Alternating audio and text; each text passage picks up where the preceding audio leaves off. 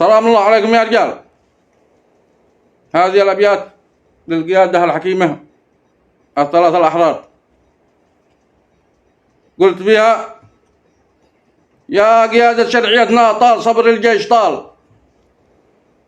يا قيادة شرعيتنا طال صبر الجيش طال، اشعلوها حرب كبرى يا لنا ولا علينا.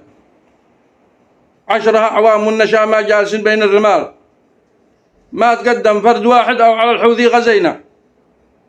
لا متى هذا التريض، لا متى وقف القتال، من مسبب للتأخر والتقدم من صلينا.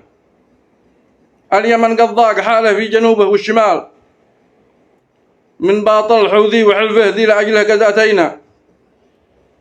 بلغوا طارق محمد خيرة الناس الرجال، هو الزبيدي والعرادة يكملوا ما قد بدينا. عد أملنا اليوم فيهم غيرهم لا عد جدال، يا بها ولا عليها ما رضي ربي رضينا. هم رجال أحرار شفنا يضربوا فيهم مثال، والقيادة ذي عرفنا في وفاهم واكتفينا، والقيادة ذي عرفنا في وفاهم واكتفينا. وسلامتكم.